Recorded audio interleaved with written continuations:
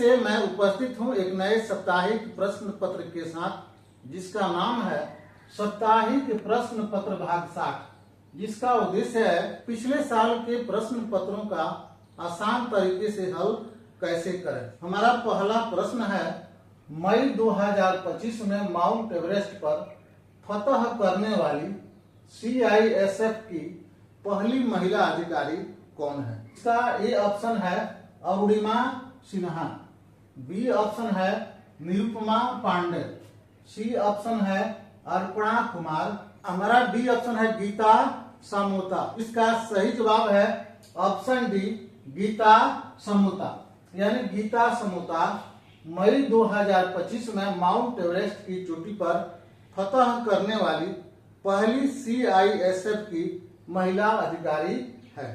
हमारा A option है अरुणिमा सिन्हा। तो अरुणिमा सिन्हा माउंट एवरेस्ट की चोटी पर फतह करने वाली पहली दिव्यांग महिला अरुणिमा सिन्हा है। हमारा बी ऑप्शन है निरुपमा पांडे। तो निरुपमा पांडे एवरेस्ट की चोटी पर फतह करने वाली बिहार की पहली महिला है। हमारा सी ऑप्शन है अर्पणा कुमार।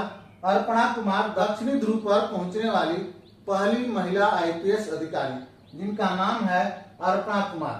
और हमारा डी ऑप्शन है गीता समोता मई 2025 में माउंट एवरेस्ट की चोटी पर फतह करने वाली पहली CISF महिला अधिकारी है। हमारा दूसरा प्रश्न है, निम्न में कब भारत और पाकिस्तान के बीच लड़ाई नहीं हुई।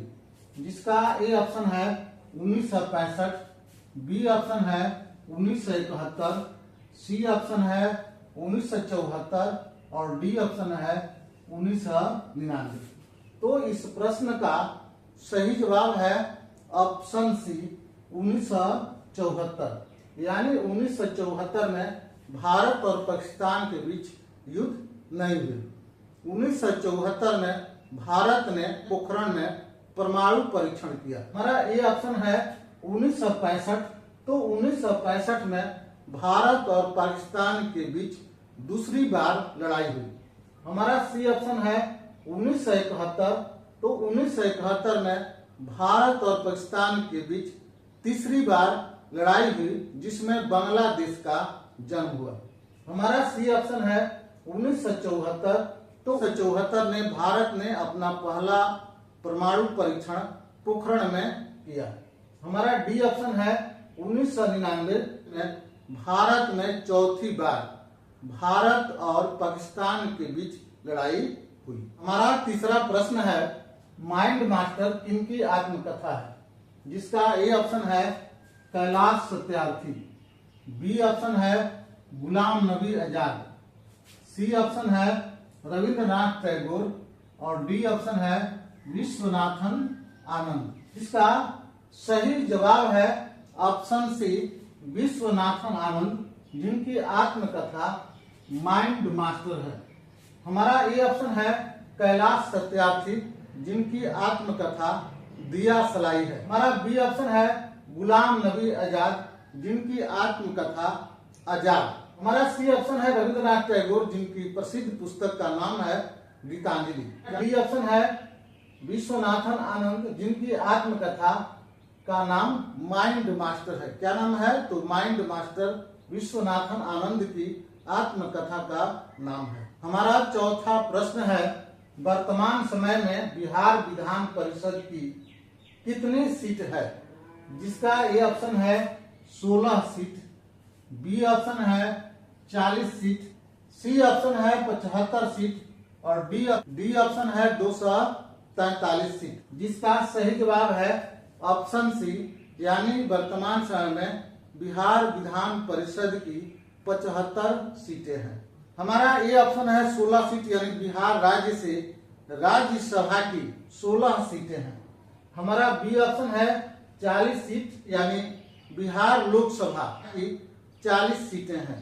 हमारा सी ऑप्शन है 75 सीट, यानी बिहार विधान परिषद की वर्तमान समय में 75 सीट है।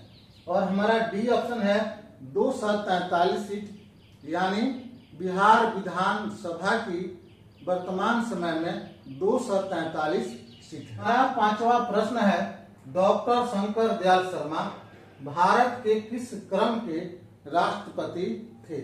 जिसका ए ऑप्शन है 6वें क्रम, बी ऑप्शन है 7वें क्रम, सी ऑप्शन है 8वें क्रम और डी ऑप्शन है 9वें क्रम। यानी इस प्रश्न का सही जवाब है 9वें क्रम।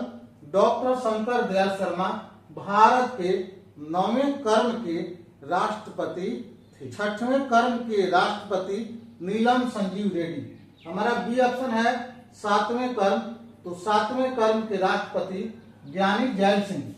हमारा सी ऑप्शन है 8वें क्रम, तो 8वें क्रम के राष्ट्रपति आर वेंकट रमन।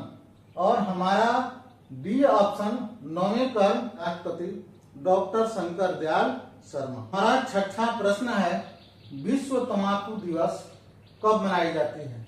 जिसका ए ऑप्शन है 21 मई, बी ऑप्शन है 25 मई, सी ऑप्शन है 27 मई और डी ऑप्शन है 31 मई।